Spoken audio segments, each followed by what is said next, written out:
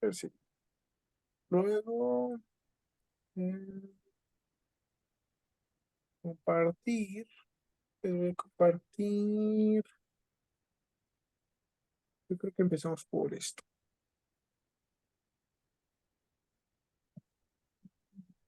También en Word. Pues habíamos empezado a ver eh, de los conceptos previos. Vimos em, algunas cosas que necesitábamos saber para hacer los balances macroscópicos de energía térmica. Principalmente teníamos que conocer cómo se hacía un balance macroscópico de materia, porque vamos a seguir usándolos. Pero también pues tenemos que saber conceptos de calor. Específicamente vimos la entalpía.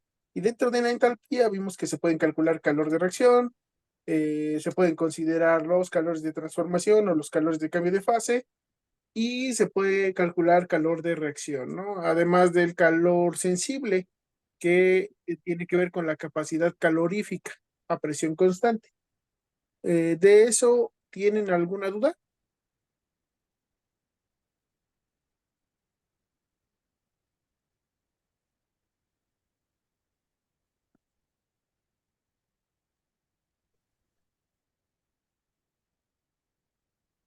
¿O todo claro? Ah, no. Bueno, entonces vimos algunos problemas de cómo ponderar las propiedades de una mezcla, porque también es un concepto que vimos importantes. Vimos por qué muchas veces calculan aquí el calor como la masa por el CP por el delta de temperatura, que tiene que ver cuando el CP es constante, ¿no? Y entonces aquí quedaría simplemente el cambio en temperatura. Eh, Eso simplemente pues es como lo calculan de manera rápida, ¿no? Una estimación. Y vimos algunos problemas. Entonces, el que no habíamos visto era este, ¿no? Que dice, considere un quemador que utiliza como combustible gas natural a 25 grados centígrados. Nos dice la composición de ese combustible, que es 92% metano, 5% etano y el 3% es dióxido de carbono. Como comburente se alimenta con aire a 25 grados centígrados, que va a ser 21% oxígeno y 79% nitrógeno. A dicho quemador se alimentan 10 moles por minuto de gas natural con un exceso de aire del 25%. Las reacciones de combustión son las siguientes. Y bueno, nos viene la combustión del metano y del etano. Y tenemos esto, ¿no? Realice los siguientes cálculos empleando los datos proporcionados en la tabla 1. Pues lo primero que nos pregunta es la composición de los gases que abandonan el quemador y luego calcular la temperatura de flama adiabática alcanzado bajo estas condiciones. Em, bueno, lo primero que hay que preguntarnos o que les quiero preguntar es, ¿estas composiciones que nos están dando están en masa o en mol?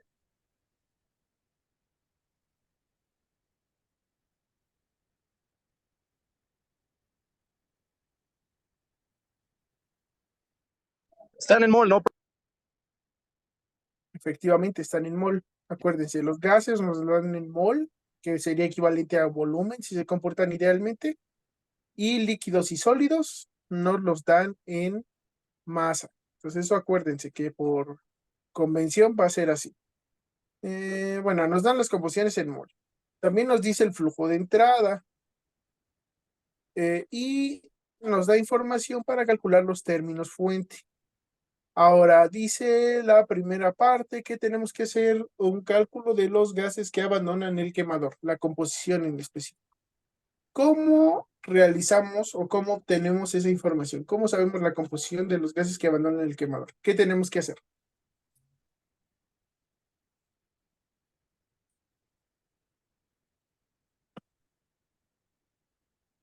Se saca la fracción mol, profesor. Tenemos que sacar la fracción mol, ¿sí? Pero para obtener esa fracción mol, ¿qué metodología seguimos? ¿Tenemos información de la salida?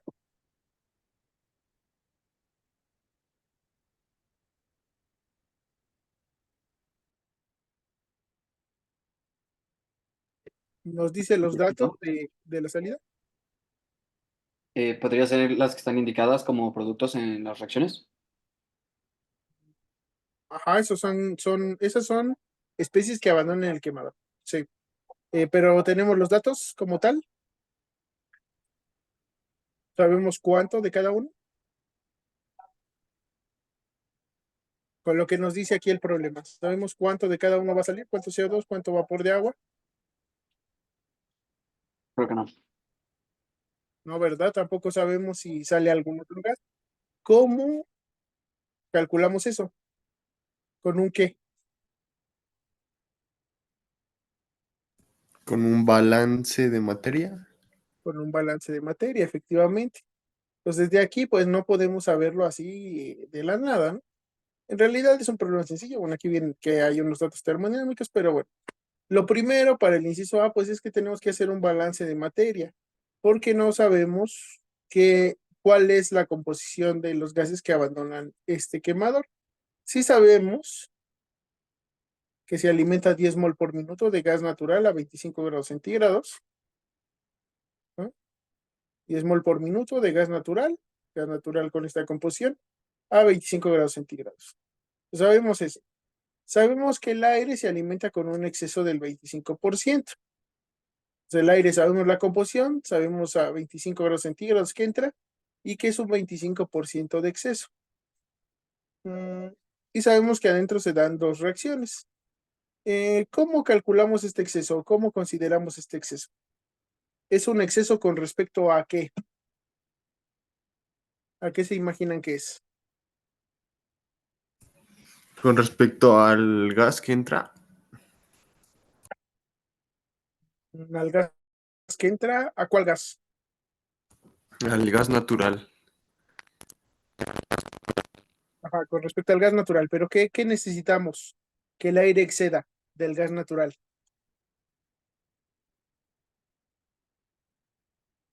O sea que si entra, por ejemplo, un mol de gas natural, entran 1.25 de aire. Ok.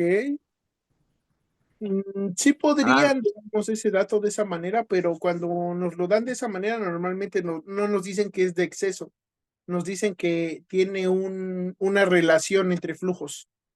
En este caso no es una relación entre flujos, es un exceso. ¿Qué concepto de química tiene que ver con un exceso? Reactivo limitante. El reactivo limitante y el reactivo en exceso. Entonces, este exceso, cuando hablamos de un exceso, hablamos de reactivo limitante y reactivo en exceso. En este caso, dentro de las reacciones, ¿qué componente del aire nos interesa que esté en exceso? El oxígeno. El oxígeno. El oxígeno es el que va a ser un reactivo que va a participar en las reacciones y por lo tanto queremos que sea el exceso porque justamente eso asegura que la combustión sea completa. Ujú. A veces nos interesa que no sea completa la combustión, sobre todo si queremos una atmósfera reductora, ¿no? Pero si no nos interesa que la atmósfera sea reductora, podemos incrementar la cantidad de oxígeno, generar una atmósfera oxidante, pero asegurar de esa manera que la combustión sea completa. Bueno, en este caso, esto que dice exceso no tiene que ver con la relación de flujos. A veces sí nos pueden dar la relación de flujos, como dice su compañero, nos podrían decir el flujo de aire es 1.25, el flujo de gas natural, o podrían decir que es 5 a 4, que sería lo mismo, pero en este caso habla de exceso, que nos relaciones con la reacción química y sabiendo que en la reacción química del aire solo participa el oxígeno, pues hay que calcular con esto, ¿no? Esa información pues nos va a servir porque como ahora sabemos que el reactivo limitante es el combustible porque el aire va a estar en exceso, ¿qué podemos calcular?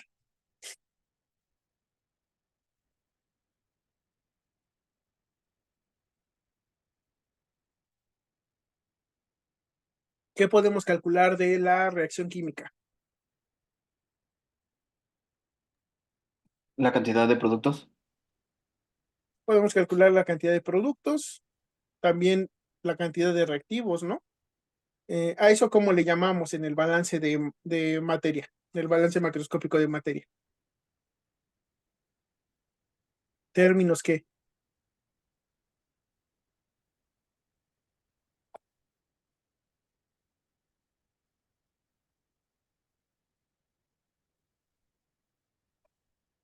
En el balance de materia tenemos que entradas, salidas, Términos fuente. términos fuente. Entonces, acuérdense que en el balance de materia las reacciones químicas son términos fuente. Y esos términos fuente se calculan con respecto al reactivo limitante. Aquí, ¿qué sería? El gas. Ujú. El gas natural, que es el combustible. Entonces, bueno, con eso pues ya identificamos más o menos pues toda la información que nos da el problema, ¿no? Únicamente pues faltaría definir el sistema, que es establecer estas fronteras y bueno, si sabemos que entra gas natural, pero se consume por completo el metano y el etano, pues esos no van a salir, ¿no? El CO2 no participa en las reacciones o producto. Entonces, este que entra, pues va a salir por acá, más el que se produce aquí adentro, ¿no? Pues va a haber CO2 aquí. Vapor de agua no entra en ningún lado, pero se produce adentro. Entonces puede salir por aquí. Y finalmente el nitrógeno vemos que no participa en ninguna reacción. Así que tal cual entra, pues va a salir. El oxígeno, como tenemos aire en exceso, pues sí vamos a tener oxígeno remanente. Entonces aquí afuera, pues va a haber oxígeno. Entonces, si bien no sabemos ahorita la cantidad que vamos a tener, sí podemos identificar qué especies van a salir de este quemador. ¿Ok? ¿Hasta aquí alguna duda?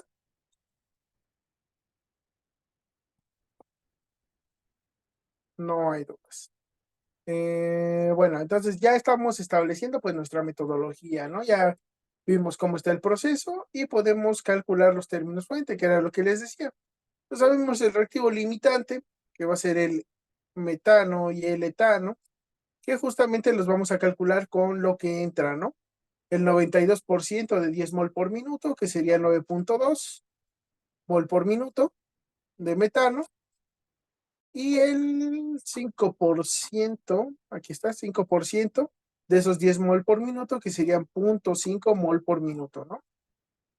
Y estos, como entran y se consumen por completo, porque el oxígeno es el reactivo en exceso y estos son los reactivos limitantes, pues con un signo negativo serían lo que se está consumiendo adentro del quemador.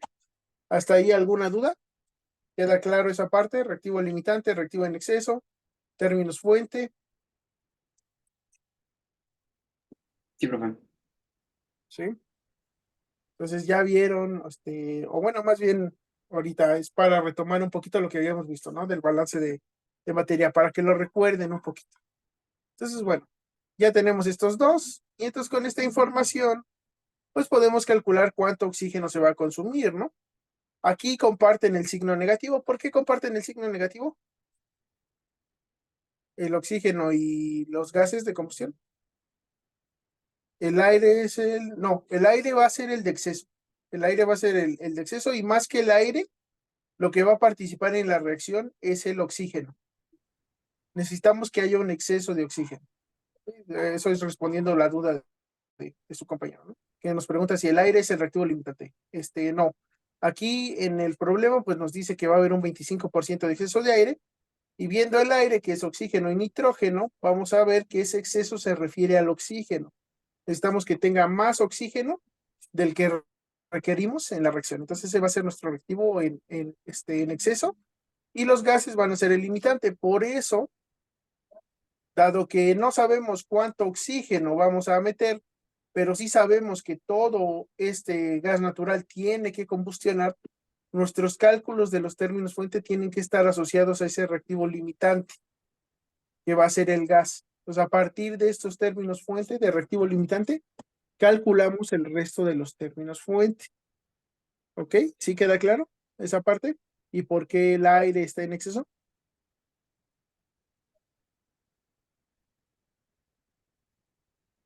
¿Sí?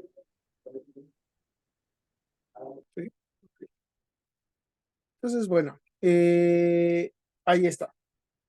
Entonces les preguntaba, ¿por qué el oxígeno comparte este signo negativo. ¿Por qué le puse signo negativo para empezar?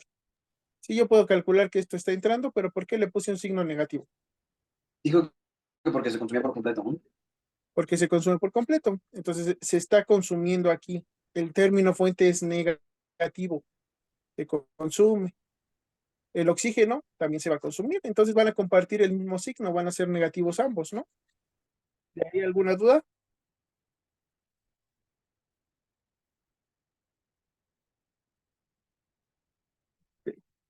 Entonces, bueno, calculamos mediante estequiometría con las reacciones cuánto oxígeno requerimos. Este va a ser el oxígeno que se va a consumir adentro del quemador, ¿ok? Para reaccionar con estos gases de combustión, este combustible necesita este oxígeno. Luego, calculamos el CO2 que se produce en cada reacción. Pues bien que nuevamente pues me baso en este término fuente, pero aquí lo puse positivo. ¿Por qué puse positivo el CO2?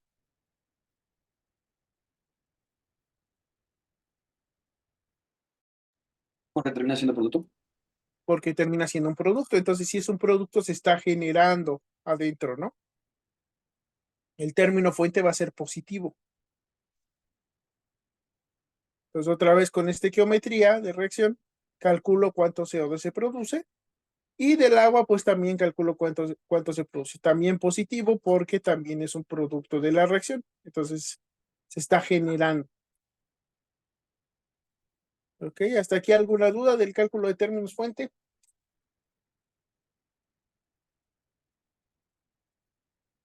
No, profe, todo en orden. Todo en orden. Pues ya con esto yo ya tengo toda la información conocida. Así hasta este momento lo único que hice del problema fue plantear el esquema y calcular la información que conozco. Ahorita no he hecho ninguna ecuación de balance. ¿Ok? Todo claro hasta ahí. ¿Tienen alguna duda?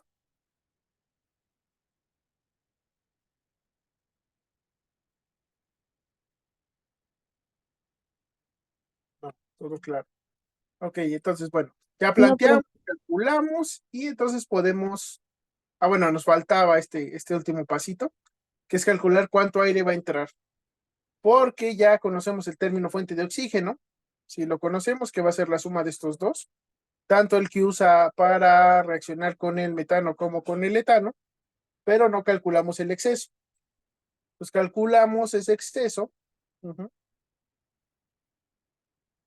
sabiendo que este es el requerido, la suma de los dos términos fuente de oxígeno, que va a ser el que yo requiero para que se lleve a cabo la combustión, y sabiendo que a partir de ese yo necesito calcular la cantidad de aire que a ingresar al sistema, ¿no?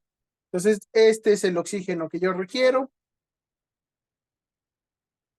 De cada 100 moles de aire, 21 van a ser de oxígeno, de tal manera que con esto yo calculo cuánto aire sería el requerido estequiométricamente. Entonces va a entrar más aire que estos 20.1 moles, para asegurarnos que entre esto de oxígeno. Pero además, yo sé que con respecto a ese aire requerido, yo necesito 25% extra, ¿no? Entonces, por cada 100 moles de aire que yo necesite, pues yo voy a meter 125 para asegurar tener un exceso de oxígeno del 25%. De esa manera, pues yo calculo cuántos moles de aire van a entrar, que son casi 120 mol por minuto en este caso, ¿no? Tanto para hacer que reaccione el metano como el etano. Entonces, de este cálculo, ¿tienen alguna duda? ¿Si se entiende cómo calcular el exceso? Sí, profe, todo en orden. O bueno, cualquier duda, pues, dármela porque no hay ningún problema, ¿sale? Es mejor que no se queden con. Bueno, ya, una vez que calculamos ahora sí todos los datos conocidos, que eso incluye cuánto aire voy a meter, ¿sí? Eh, pues vamos a proceder a hacer los balances. Entonces empezamos con el CO2. Nuestra ecuación de balance es entradas menos salidas más términos fuente igual a cero. ¿Por qué es igual a cero?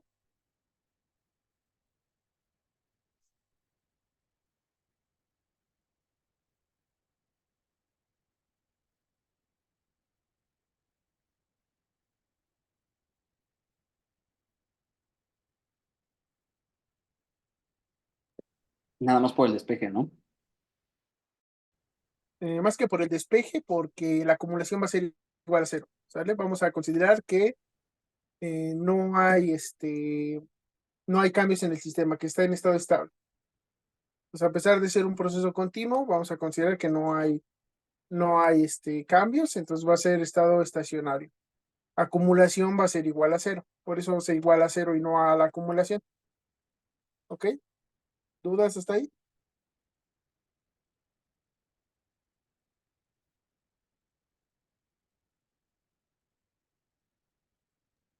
No, pues, No, no. Ok. Entonces nos queda esta ecuación, ¿no? Entradas menos salidas más término fuente igual a cero. Pues vamos a revisar para el CO2. ¿Qué entradas tenemos de CO2?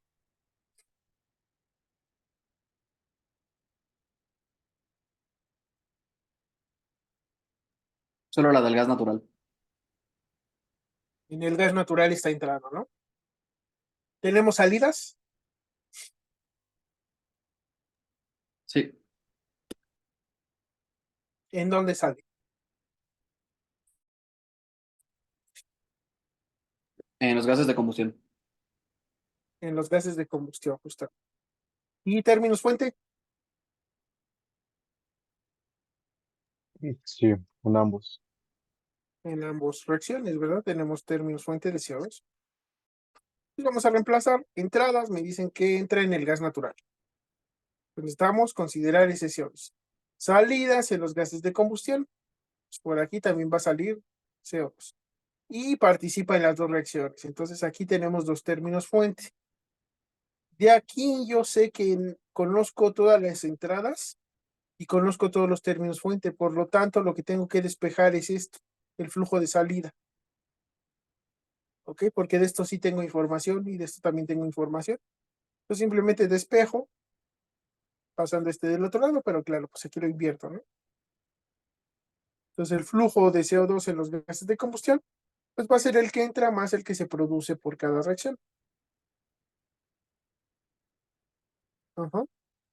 Y bueno, aquí nada más como tengo la composición y sé cuánto gas natural, el flujo total de gas natural, pues los dividí, de aquí, entre composición por flujo total de la corriente, y sustituyo lo que conozco, ¿no? Conozco la composición, conozco cuál es la entrada de gas natural, conozco cuánto se produce en la primera reacción, cuánto se produce en la segunda reacción, y por lo tanto, pues simplemente sumando esos tres, pues puedo calcular cuánto CO2 va a salir en los gases productos de la combustión.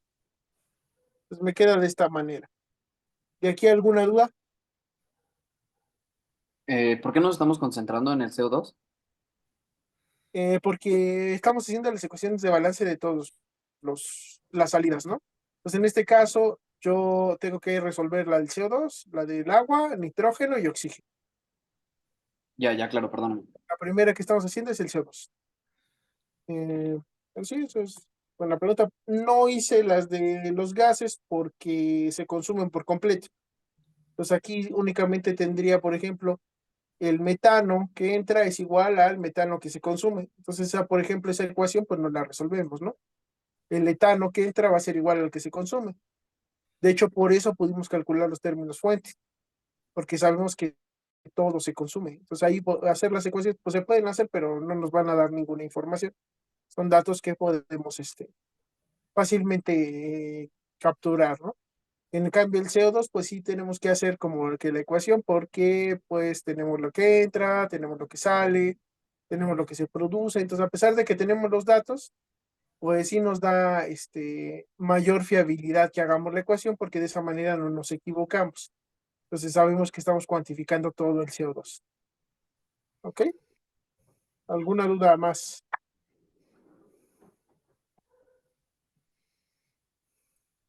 No, porque todo en orden ya. A ver, ok. Entonces, siguiente ecuación, vapor de agua. Vamos a ver acá. ¿Hay entradas que tengan vapor de agua?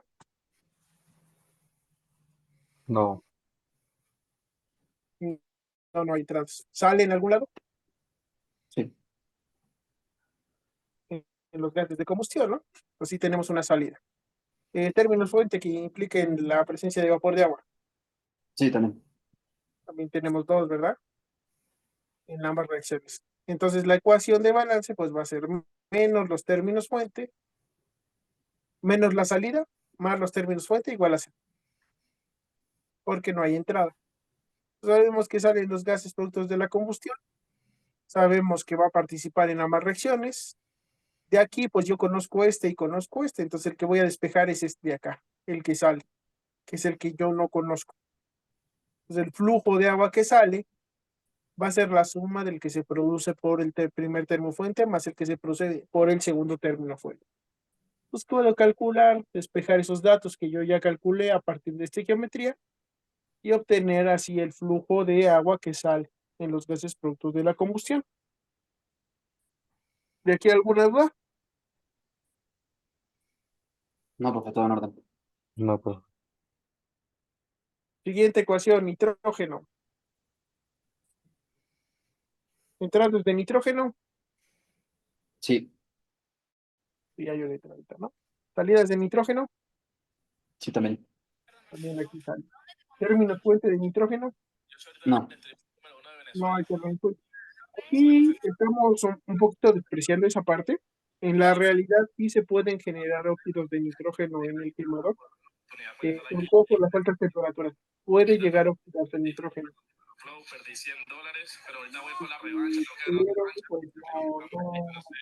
eso es lo que estamos haciendo, ¿no? Sí requiere que haya mucha temperatura para que podamos retirar los óxidos de nitrógeno. Entonces vamos para abajo y nitrógeno, ¿no? Entonces entradas menos salidas igual a 0, porque no participa en los términos fuente. Entra en el aire, salen los gases productos de la combustión. Número 1, rey del básquetbol. Salen los gases productos de la combustión. Y, a ver, género, ¿no? Ajá. Y, bueno, aquí el que no conocemos es el de los gases productos de la combustión. Entonces despejamos este, entonces el que sale pues va a ser igual al que entra, prácticamente, no participa en las reacciones. Conocemos composición del aire, conocemos el flujo de aire, porque acuérdense que calculamos el exceso. Por aquí calculamos el exceso.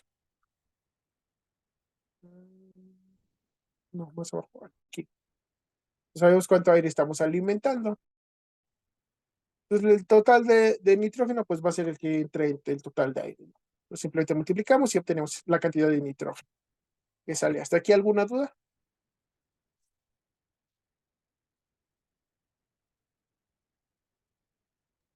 no, profe, todo en orden.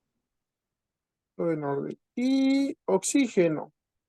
Pues oxígeno, que es el último gas que vamos a salir, entra en algún lado Simón. Sí, perdón. Sí, en el aire, ¿verdad? Entra. Sale en los gases de combustión y participa en reacciones. Sí, también, sí, profe. en ambas. Entonces, entradas menos salidas más términos fuente igual a 0. Entrada entra en el aire, salen los gases de combustión, participa en ambas reacciones. Nuevamente, pues el que no conozco es de la salida, entonces despejo esa parte y sustituyo composición por flujo de aire, que en este caso ya considera el exceso, de tal manera que simplemente el resto es el que se consume por las reacciones para obtener el oxígeno remanente, que va a salir en los gases productos de la combustión. De manera que ya calculé CO2 que sale, el vapor de agua que sale, el nitrógeno que sale y el oxígeno que sale aquí en los gases de combustión.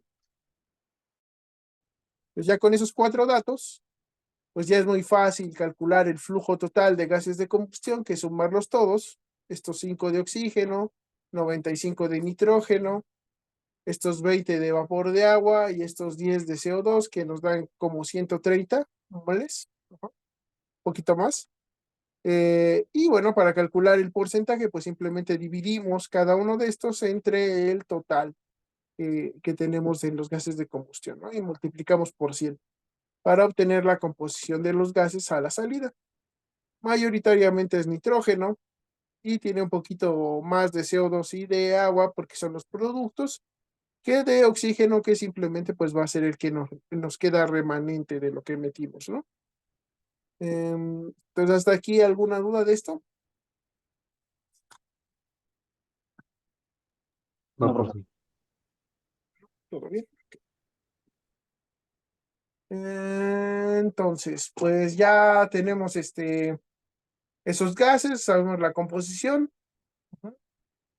Y bueno, revisamos y pues las fracciones es igual a 1, ¿no? Eso nada más es para verificar nuestro cálculo. Eh, y ya está, ¿ok? Entonces, hasta aquí ya acabamos el balance de materia. Ya, ya tenemos resuelta esa parte. ¿Dudas de los balances de materia?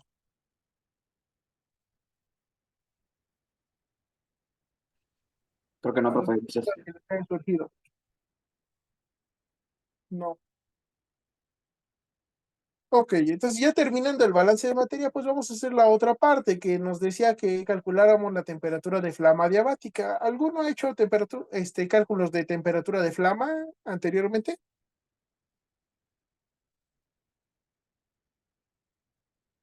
En equilibrio de fases creo que calculan algunas.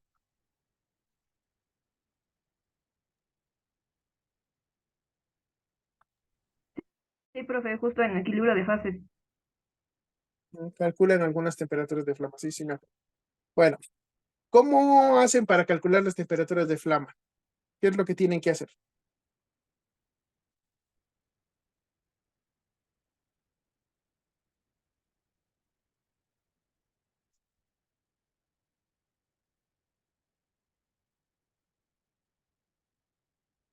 Tienen que igualar qué con qué.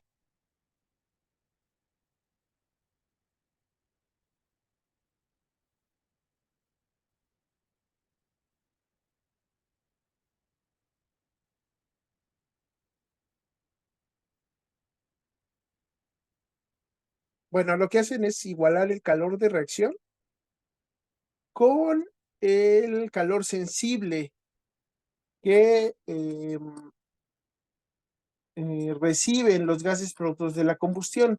Es decir, igualan cuánto se calienta esta mezcla gaseosa con el calor que se producen de estas dos reacciones.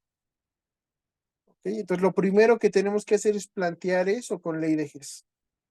Pues en este caso partimos de gas natural y aire a 25 grados centígrados. ¿No?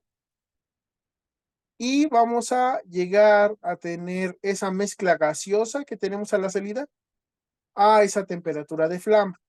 Entonces, tenemos que llegar de este estado inicial a este estado final.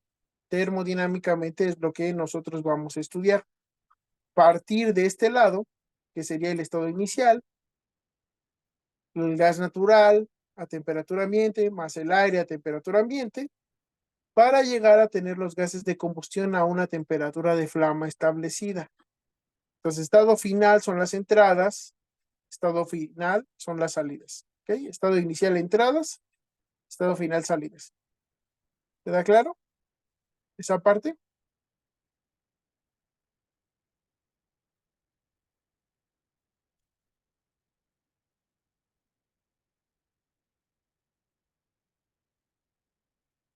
Sí, ok, está claro. Entonces, bueno, tenemos que llegar de aquí a allá, ¿no? Termodinámicamente. ¿Cómo hacemos? Pues lo primero que podemos hacer es considerar las reacciones, ya que como empezamos a 25 grados centígrados, pues el cálculo lo podemos hacer en condiciones estándar fácilmente, porque es de donde hay más datos, de hecho, de las entalpías de formación. Pues va a ser más fácil calcular estos calores de reacción si se hacen a 25 grados centígrados. Pues si calculamos eso, considerando este calor de reacción, pues vamos a llegar a tener este estado, que es la mezcla gaseosa con la composición que ya calculamos, pero a 25 grados centígrados. Entonces, para llegar a la temperatura de flama, que es temperatura de flama adiabática, es decir, el hecho de que sea adiabática quiere decir que no hay pérdidas de calor. Entonces simplemente vamos a considerar como si fuera el estado ideal, que todo el calor de reacción se convierte en este calor sensible que tenemos de pasar de 25 grados centígrados a la temperatura de flama. ¿Ok? Así es como calcula la temperatura de flama diabática. Igualan el calor de reacción al calor sensible de los gases. Pues bueno, aquí iniciamos pues calculando el calor 1, que es el calor de la reacción 1 más el calor de la reacción 2. Entonces, para calcular calor de reacción, acuérdense que va a ser la suma del coeficiente estequiométrico de productos por su delta H, menos la suma del coeficiente estequiométrico de los reactivos por su delta H. ¿Ok? Productos menos reactivos. Aquí en este caso, en la reacción del metano, pues se produce lo que es el vapor de agua y el CO2, por lo cual esos van a ser nuestros productos, multiplicado por su coeficiente estequiométrico, y de reactivos pues tenemos el metano y el oxígeno. El oxígeno, por ser una sustancia pura en su estado de agregación estándar, pues va a tener un calor de formación de cero, pero los demás pues sí tienen un calor de formación asociado. Por lo tanto, la entalpía de reacción va a ser esta, ¿no? Menos 191.76. Aquí es importante señalar que va a tener ciertas unidades. Entonces, en este caso va a ser por cada mol de metano, pero también podríamos decirle que es por cada 2 moles de vapor de agua o por cada mol de CO2 que se produce. O sea, ya depende de qué estemos calculando, ¿no? Aquí en este caso, por cada mol de metano. ¿Dudas del calor de reacción?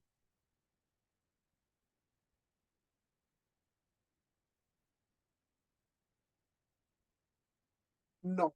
Entonces, de la misma manera, para el metano, pues calculamos con su propia reacción y su propia estequiometría, pues la suma de los productos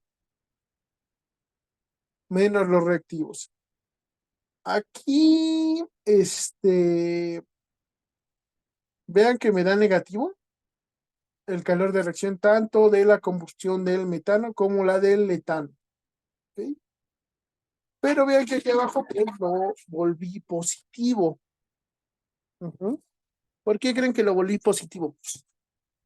¿Por qué le cambié el signo?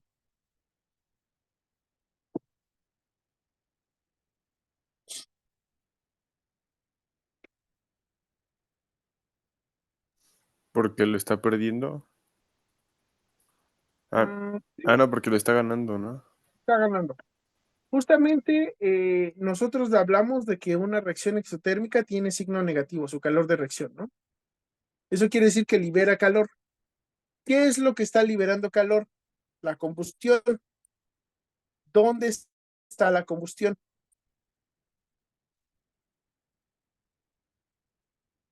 Adentro del quemador, ¿no? Entonces, si este calor se está liberando, ¿quién lo está aprovechando? El sistema. Entonces, este sistema está aprovechando todo ese calor que se liberó, que perdió la reacción, lo vamos a aprovechar nosotros para llevar a cabo algún proceso. ¿Ok? En este caso, pues calentar la flama. Entonces, este calor de reacción, desde el punto de vista del sistema, va en la otra dirección. Desde el punto de vista de la reacción como sistema termodinámico, la reacción perdió calor. Pero desde el punto de vista del quemador, nuestro quemador ganó calor. Ese calor lo vamos a aprovechar. Por eso es positivo. ¿Ok? ¿Sí se entiende esa parte?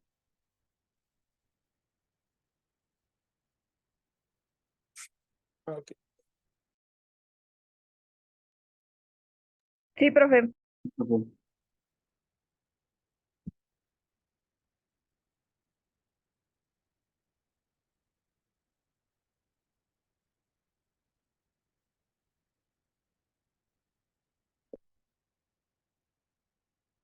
Profe, por alguna razón creo que no le escuchamos.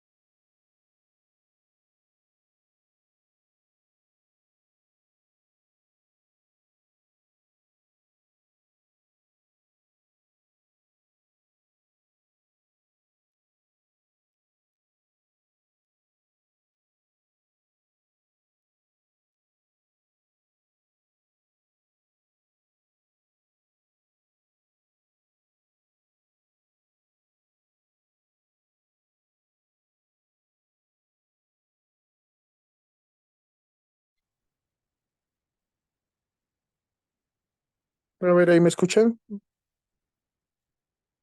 Sí, ahí sí, profe. Ya, ok. Mm, ok. Entonces, bueno, ¿qué le estaba diciendo? ¿En qué nos quedamos? Yo creo que estábamos viendo lo de por qué estaba invertido el signo. Pero esto, lo digo doble. Bueno, entonces aquí nuestro sistema, para nosotros, desde el punto de vista del proceso, de lo que nosotros queremos estudiar, es el quemador, ¿no? Cuando nosotros calculamos la temperatura o el calor de reacción, más bien, nuestro sistema es la reacción química. Pues a pesar de que la reacción química tiene un signo negativo porque está liberando energía, es decir, está perdiendo calor, es exotérmica, nosotros desde el punto de vista del proceso estamos recibiendo ese calor. Por eso tiene este signo negativo al principio, el cálculo. Entonces, a pesar de que se calcula tal cual, yo tengo que invertir ese signo. Entonces me va a dar calor positivo. Este es calor que yo puedo aprovechar. Y específicamente en este caso, que es una temperatura de flama adiabática, con lo cual no hay pérdidas de calor, pues yo voy a aprovechar todo ese calor de reacción para calentar los gases productos de la combustión, de manera que la suma de las entalpías va a ser igual a cero. Entonces lo que me falta es calcular justamente eso, cuánto calor yo necesito para calentar los gases desde 25 hasta temperatura de flama. ¿Hasta aquí alguna duda?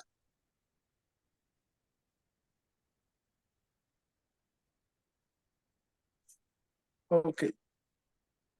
Este, entonces, para calcular el calor sensible, pues lo que tenemos que hacer es, ya, como es una mezcla de gases, ajá, podemos hacer tres cosas. La primera cosa que podemos hacer, pues, es sacar el CP de mezcla. Otra es sacar el CP total. Y la tercera es calcular individualmente la entalpía de calor sensible de cada uno de los componentes, ¿no? Hacer el cálculo para nitrógeno, para oxígeno, para vapor de agua y para CO2.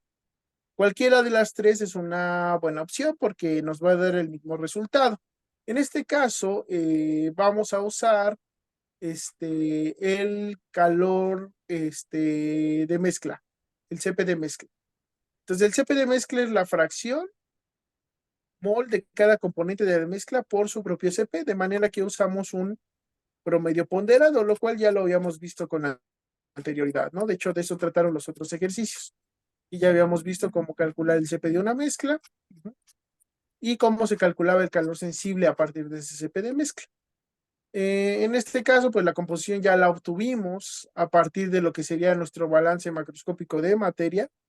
Pues tenemos 8% CO2, 15% vapor de agua, casi 4% de oxígeno y casi 73% de nitrógeno.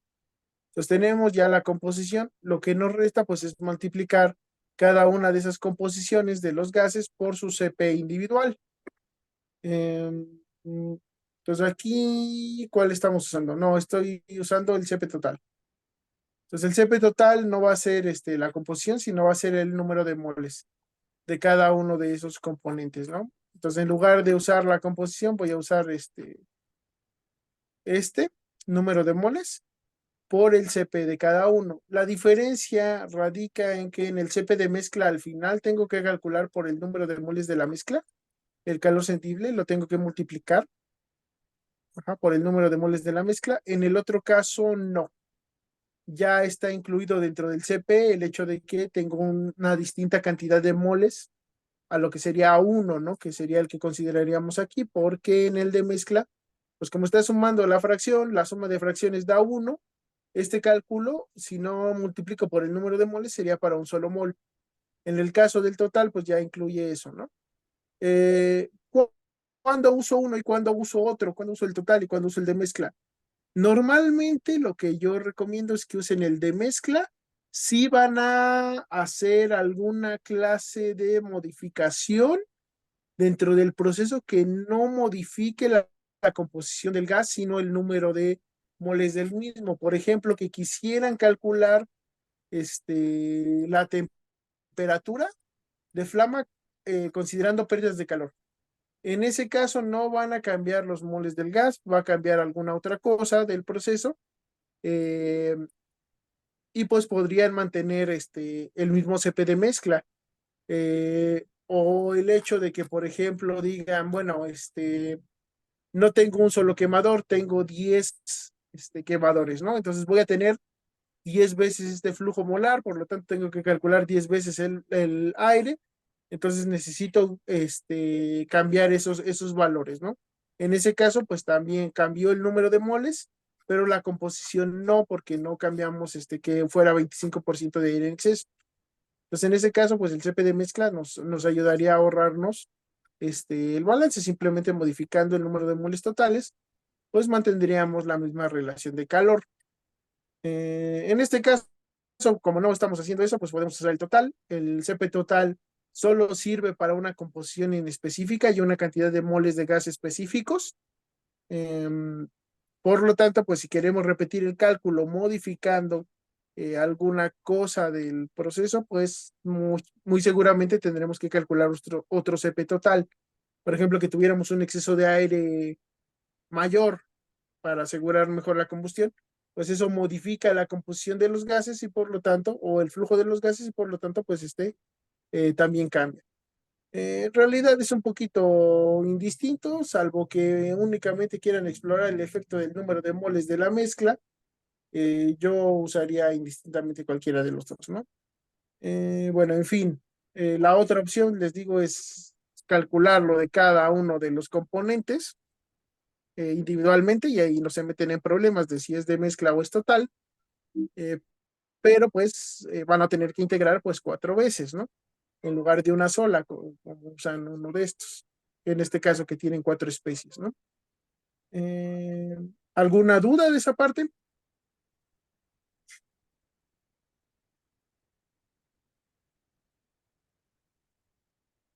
Dudas de esa parte. Todo bien,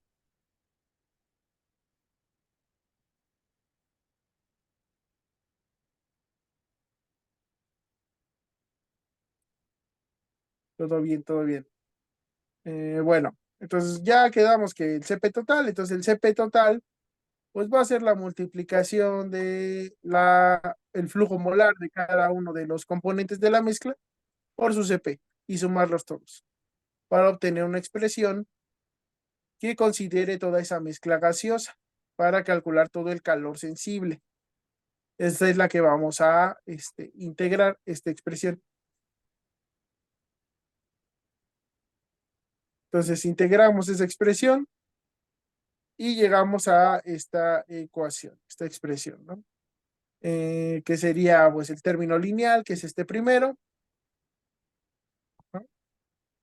Luego el término cuadrático, que es de integrar este término, pues nos da el término cuadrático. Luego un término independiente. Este es porque dentro de la integral sí tenemos un límite definido, aunque el otro no. Por eso al momento de evaluar nos quedan algunos en función de la temperatura de flama, pero otros, pues al evaluar el límite inferior, sí nos va a dar el mismo, nos va a dar un valor numérico que se puede sumar, ¿no? En el otro caso, pues dejamos todo en función de la temperatura de flama. Y tenemos este término la -2 que integrado nos queda la -1.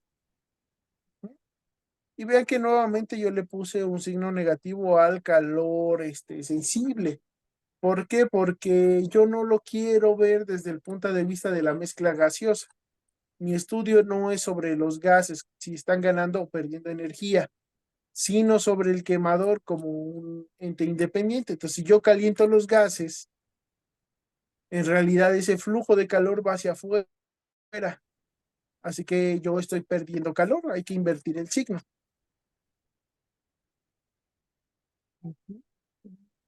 Y bueno, de esa manera, pues ya integramos, tenemos entonces ya que sumar el calor de reacción con este calor sensible, con este calor sensible que calculamos. Entonces el calor de reacción pues es este, el calor sensible es todo esto, el calor sensible es todo esto. Sumamos y aquí pues simplemente pues sumo al término independiente de la expresión de H2, le sumo las calorías por minuto de la reacción química para obtener esta expresión. Resolver esta expresión pues ya depende de cómo lo quieran hacer. La manera más fácil es multiplicar todo por temperatura de flama, ambos términos, como este cero, pues se mantiene la igualdad de la ecuación y puedo resolver para obtener la temperatura de flama. Aquí me da 2087.94 Kelvin, o lo que es lo mismo 1814.79 grados centígrados. Y bueno, para verificar, pues podemos reemplazar la temperatura en Kelvin dentro de la expresión de H2, que ese es el calor que teníamos como incógnita, que la temperatura de flama no la conocíamos. Sustituimos y pues al momento de sumar H1 y H2 nos da una diferencia de 6.5 calorías, que es prácticamente cero, ¿no? ¿Por qué? Porque yo estoy hablando de que estoy manejando millones de calorías, casi 2 millones. Los 6 calorías pues no es nada, ¿no? Dentro del cálculo. Así que el balance, o bueno, lo que es la temperatura de flama diabática que calculamos, pues es correcta. ¿Tienen alguna duda del ejercicio?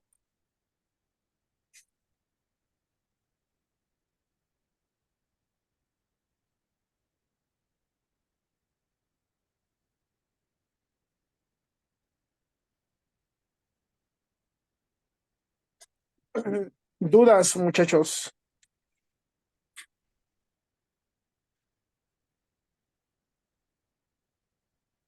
Dudas. ¿Todo bien? No, profe, muchas gracias. Todo bien, ok. Entonces, bueno, ya está este. Ahora bien, este de aquí, el cálculo de temperatura de flama, sería como uno de los balances de energía más sencillos que ustedes podrían encontrarse. Eh, si ven, lo que estamos haciendo es considerando un calor de entrada, que es el calor de reacción, un calor de salida, que es el calor sensible, y los estamos sumando e igualando a cero. Pues tenemos una entrada de energía más una salida de energía igual a cero. Esta es la ecuación de balance, entradas menos salidas igual a cero. ¿Sí? ¿Lo ven?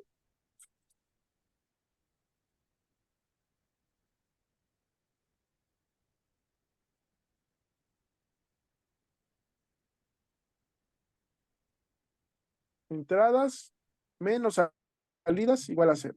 Calor de entrada, calor de reacción, menos calor de salida, calor sensible, igual a cero. Es un balance de energía térmica. ¿Ok? Entonces, dicho eso,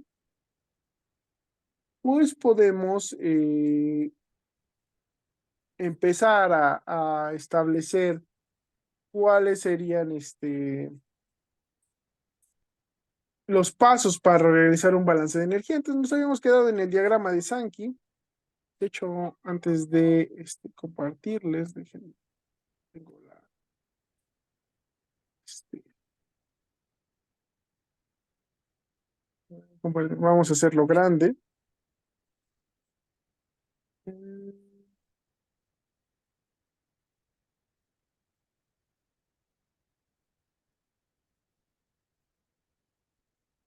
Segundo.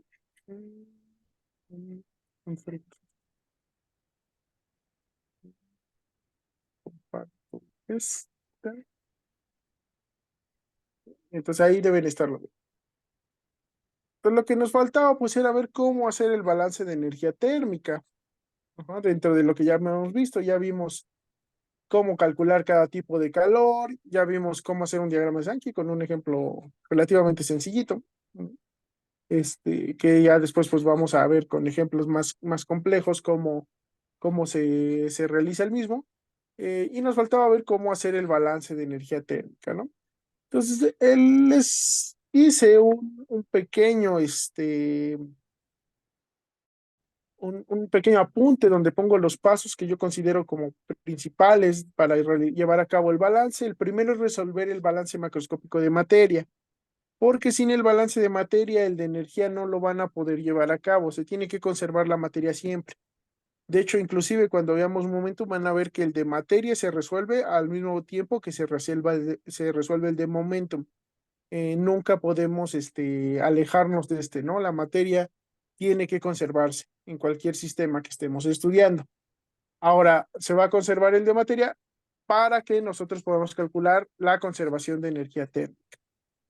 Vamos a identificar el estado inicial y final de lo que tenemos en el sistema, de los componentes que participan en el sistema. Después vamos a establecer una ruta de cálculo basado en la ley de Hess, sabiendo que la suma de las entalpías va a ser igual a cero. A diferencia del balance de materia, donde nosotros teníamos establecidos que había entradas, salidas, términos fuente, en el balance de energía vamos a considerar que entradas, salidas, términos fuente, todos van a ser entalpías. Y la suma de todo debe ser igual a cero. Al final va a ser una sola ecuación contra las que teníamos en el balance de materia, que son bastantes más. Calculamos las entalpías que nosotros requiramos en esta ruta. Sumamos esas entalpías sabiendo que la suma es igual a cero. Y de esa manera, pues resolvemos la ecuación o el sistema de ecuaciones en caso de que estemos resolviendo más de un sistema. Y al final, pues analizamos el proceso. Muy similar a lo que hicimos en el balance macroscópico de materia, ¿ok? Entonces, bueno, aquí el ejemplo que vamos a considerar como nuestro primer ejemplo de lo que sería un balance de energía es justamente el que acabamos de ver, ¿no? Que es un quemador en el cual entra gas natural y aire y al final obtenemos gases productos de la combustión. No sé si tengan alguna duda hasta aquí.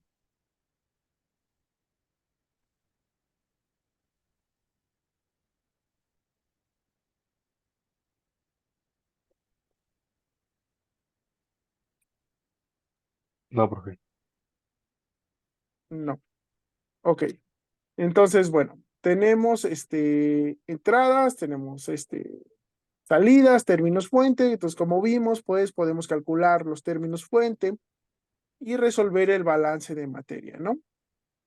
Entonces, resolviendo el balance de materia, pues ya tenemos los datos de la composición y el flujo de los gases de salida, que era lo que desconocíamos.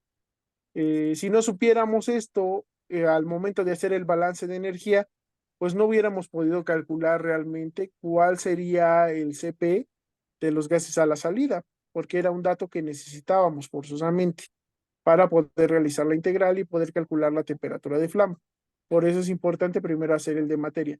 Hay veces que el balance de materia está acoplado al balance de energía, que el proceso tiene como limitante el flujo de calor para poder procesar alguna cantidad de material.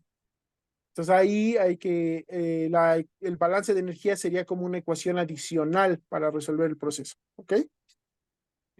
Vamos a ver algún ejemplo donde ocurra eso. Pero bueno, en este caso pues estamos partiendo de nuestro ejemplo más sencillito que sería la temperatura de flama. Y bueno, ya identificamos, ya resolvimos balance de materia, pues ahora hay que identificar estado inicial y final. Como les dije hace rato, el estado inicial va a ser las entradas y el estado final van a ser las salidas. Pues cómo entran los materiales es mi estado inicial. Cómo salen los materiales es el estado final de mi proceso desde el punto de vista termodinámico. Entonces yo puedo identificar fácilmente cuál sería el estado del que parto, que en este caso es gas natural y aire, ambos a 25 grados centígrados, ambos con sus composiciones, sus flujos. Todo eso yo lo sé, pero bueno, para fines de plantear mi proceso, pues simplemente con que ponga cuáles son las corrientes y a qué temperatura están y a qué llego, que en este caso serían los gases productos de la combustión a temperatura de flama, pues es suficiente. Entonces yo identifiqué estado inicial, identifiqué estado final y lo que sigue es establecer la ruta de cálculo basada en la ley de Hess. ¿Se acuerdan qué decía la ley de Hess?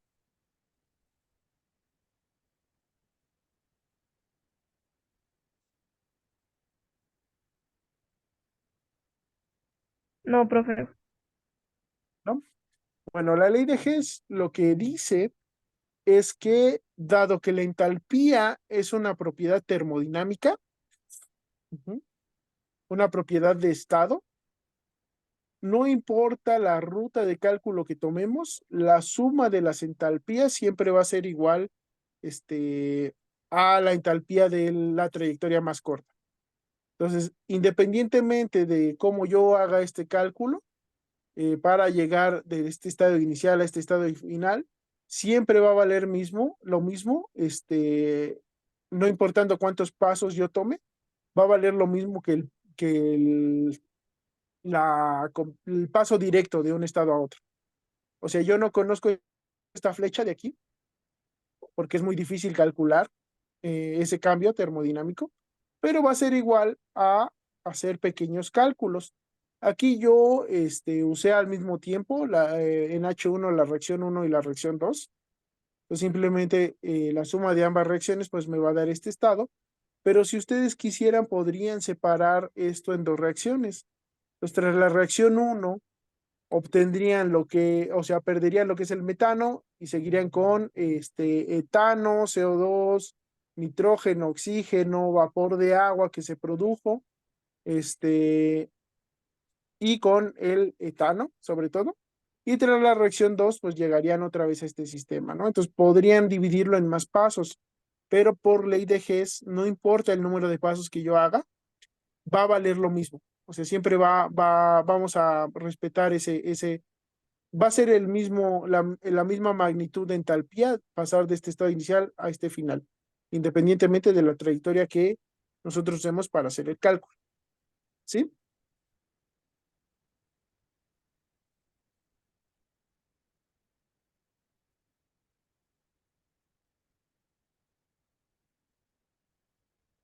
Bueno, pues yo no puedo hacer este cálculo directo, les digo, lo dividí en dos pasos. Primero el calor de reacción y luego el calor sensible. ¿Mm?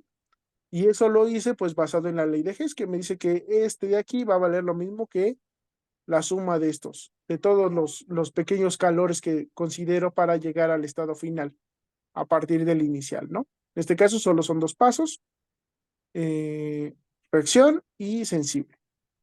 Entonces, una vez que establecemos esa ruta de cálculo, pues calculamos las entalpías. El primero era el calor de reacción. Pues yo tenía dos reacciones y como ven, el calor de reacción no es intensivo, es extensivo, entonces depende de cuánto material estemos combustionando, va a ser cuál va a ser mi calor, y eso es importante. Ajá. Depende del número de moles que reaccionen, pues va a ser cuánta energía requiere o produce la reacción. Aquí, como ya les había dicho, pues esto es negativo, son reacciones exotérmicas, pero yo los voy a hacer positivos porque yo lo estoy aprovechando en el quemador. Después calculamos lo que sería el calor sensible, que en este caso fue con el CP total. Entonces calculé SCP y SCP lo integré entre los límites de 298 a temperatura de flama, obteniendo esta expresión para el calor 2. Entonces el quinto paso pues es sumar las entalpías, porque en este caso yo les digo, la ecuación de balance sigue siendo entradas menos salidas más términos fuente igual a cero, pero aquí yo, en lugar de considerar entradas y salidas, pues simplemente sumo las entalpías. Lo que me va a decir si es entrada o salida va a ser el signo que tenga esa entalpía, ¿ok? En este caso, pues la entrada es el calor de reacción, la salida es el calor sensible. Es esta expresión que tenía yo aquí. Entonces la sumo ambas e igualo eso a cero. Esta sería mi ecuación de balance de energía, que va a ser una sola ecuación con una sola incógnita, que es la temperatura de flama. Para conocer la temperatura de flama, pues lo que yo hice fue multiplicar todos los términos, incluido el cero, por temperatura de flama, manteniendo de esta manera la igualdad. Y de esa manera, pues, resuelvo una ecuación cúbica, que una calculadora la puede resolver, y obtengo el valor de la temperatura de flama. Lo obtengo en Kelvin, porque mi expresión original, pues, está en Kelvin. pero pues lo convierto a centígrados más que nada para darme una idea más realista de qué temperatura estoy alcanzando. Ahora, esta es temperatura diabática, ¿ok? Temperatura diabática siempre es más alta que la real. En la realidad tenemos pérdidas de calor. Este sería como el caso más ideal, la temperatura más ideal que podría tener nuestro quemador. Em, Ese es el sexto paso, ¿no? Resolver ese sistema de ecuaciones. En este caso, solo es una ecuación con una incógnita, se resuelve fácil. Y finalmente, bueno, antes de analizar el proceso, pues lo que hago es verificar mi balance, ¿no? En este caso, sustituí esa temperatura en mi expresión de H2, que era la que tenía yo aquí, de calor sensible, y pues verifico el balance sumando calor de entrada más calor de salida, o que en este caso es negativo, y de esa manera obtengo el desbalance, que aquí vale 6 calorías, no es mucho comparado con los millones que tengo, pues puedo considerar que es prácticamente cero.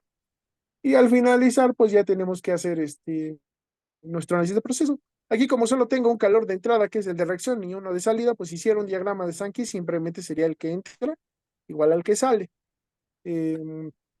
No es un diagrama, pues muy, que dé mucho de sí para el análisis, pero les dejé el ejemplo nada más para que lo vean, ¿no? Pues, ¿qué voy a hacer con esos resultados de balance? Pues voy a conocer flujos de calor del sistema, modificar variables en el comportamiento del proceso, optimizar inclusive el proceso. Entonces yo voy a usar esos datos para analizar mi sistema, ¿no? ¿Dudas hasta aquí?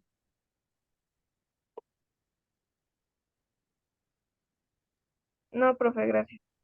¿No? ¿Todo No, claro? profe.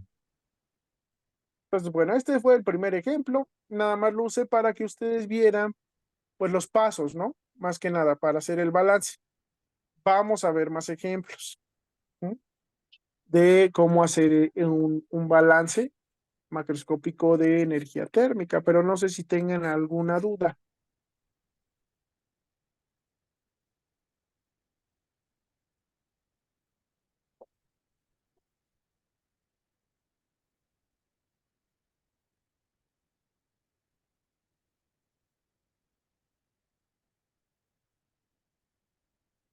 Ok, entonces, bueno. Em, yo ya le subí eh, el apunte corregido de lo que sería la presentación que le acabamos de ver, más el apunte de lo que vimos de las propiedades de las mezclas. Además, en AMIT también tengo arriba un archivo donde vemos los diferentes tipos de cálculo de entalpía. Si quieren verlo por ahí, pues está bien. Ya nada más para terminar la clase, pues bueno, yo les enseñé cómo calcular la temperatura de flama diabática. Este apunte también está en AMIT. Si lo quieren ver, lo pueden ver ahí. Es básicamente lo mismo, ¿no? En el caso de que no fuera diabática, necesitaríamos considerar las pérdidas de calor. Entonces, aquí hay un ejemplo, si tuviera 30% de pérdidas de calor, tendríamos que considerarlas aquí. Pues vean que la ley de Hess se modifica un poquito porque en este caso no solo está el calor de reacción y el calor de sensible, sino que además yo tengo que meter las pérdidas de calor. Normalmente las pérdidas de calor son HL porque son head losses. Entonces, bueno, planteo mi balance de esta manera, con lo cual pues tengo que hacer los cálculos. Aquí, como no estoy bonificando nada del balance de energía, pues este calor no va a cambiar porque no cambia el número de moles, ni este calor va a cambiar porque no cambia el número de moles. Sí va a cambiar la temperatura de flama. Entonces el H2 que voy a considerar es antes de saber la respuesta, ¿no? Este que habíamos planteado aquí, que calculamos aquí. Entonces, este no cambia su expresión, ¿no? La cantidad de calorías por minuto que tengo de el calor sensible, pues no va a cambiar más que va a cambiar la temperatura de flama. Entonces les digo, este no cambia, este tampoco cambia. El que va a cambiar son las pérdidas de calor. En este problema yo solo tenía una entrada de calor y una salida de calor. ¿Cuál es mi entrada de calor?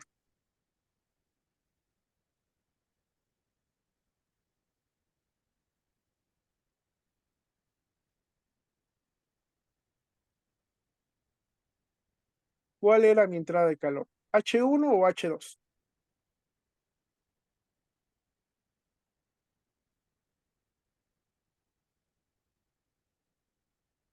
¿Calor de reacción o calor sensible? ¿Cuál era el que es la entrada de calor? El de reacción, ¿no? El de reacción H1. Entonces, si yo tengo 30% de pérdidas de calor, ¿cuál sería 30% de qué calor?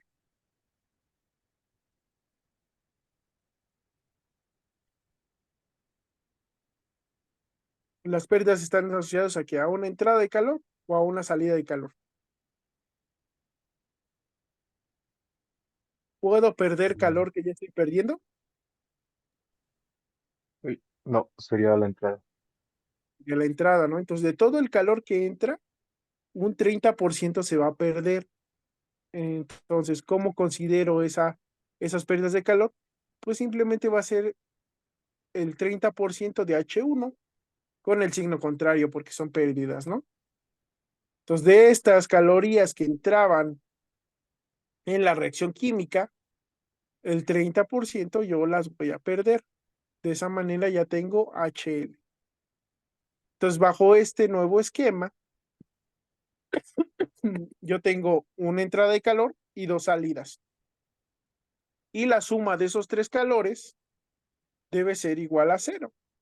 Entonces, aquí simplemente, pues, a lo que había hecho anteriormente, le resto las pérdidas. Con lo cual, pues, resuelvo esta nueva ecuación, que es la ecuación del balance de energía térmica, y obtengo la incógnita, que es la temperatura de flama, que con 30% de pérdidas de calor me da 1621, o lo que es lo mismo 1350 grados centígrados, cuando yo adiabáticamente había calculado que me daba como 1800 grados centígrados, ¿no? O sea, es una diferencia considerable en la temperatura que alcanza esa flama. Y ya nada más verifico con esa temperatura y veo que el balance se cumple, ¿no?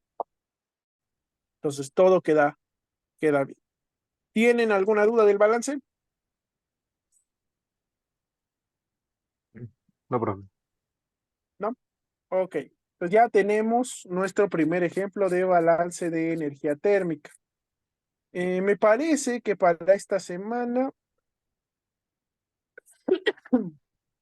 está activa la entrega de su tarea, ¿ok? Su primer tarea de balance. No sé si la primera, a ver, déjenme revisar rápido para que tengamos todo en orden, pero ya estaría la primera tarea, me parece. Pero eso está en cursos química. Cursos química. Déjenme reviso la planeación. Ujú. Nada más para recordarles, para que retomemos después de las vacaciones. Pues estamos a día primero. Para el día 6 hay que entregar la tarea uno de los balances macroscópicos de energía térmica para este sábado y la tarea 2. Entonces, la tarea uno es son los conceptos previos. No deberían tener problemas con la tarea uno, que simplemente pues es aplicar esos conceptos previos que ya vimos. Calor de sensible, calor latente, el calor de reacción. Ujú. Y la tarea 2 es el primer balance, ¿ok? Entonces, de cualquier manera, si tienen dudas de las tareas, pues las vemos en clase, muchachos. Entonces, revísenlas para ver, las dos son para este viernes. Y este mismo viernes abre la tarea 3, que sería el segundo balance macroscópico de energía térmica. De manera que su examen en principio pues sería sábado 13, pero no creo. Vamos a ver cuándo hacemos el segundo examen. Depende de cómo avancemos, ¿ok? Pero no, sábado 13 no creo que esté todavía. Bueno, hay que ver cómo avanza. Vamos a ver cómo se siente para el sábado 13. Pero de momento para esta semana es eso. Tarea uno y tarea 2 de los balances de energía térmica. Tarea uno conceptos previos, tarea 2 su primer balance. Pues revísenlos y pues vamos trabajando. ¿Tienen alguna duda?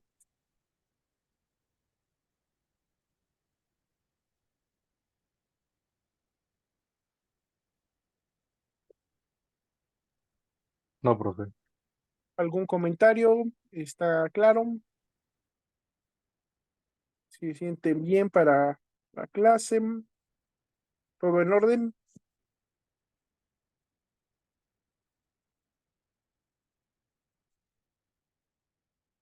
Pasar lista. Ryan, ok. Ryan, ¿alguien más que no tenga lista? Aristila Aguirre. Cosas, pues, ok. Rosa Ruiz también. Ok. Entonces, si no hay dudas, pues nos vemos el miércoles, muchachos, si vemos algún otro ejemplo de balance. Si tienen dudas de la tarea, también las vemos en clase. Entonces, no se preocupen de que tengan dudas, es normal. Hay que expresarlas, ¿vale? Nos vemos entonces, muchachos. Hasta luego, profe. Hasta Gracias. luego. Hasta luego, profe.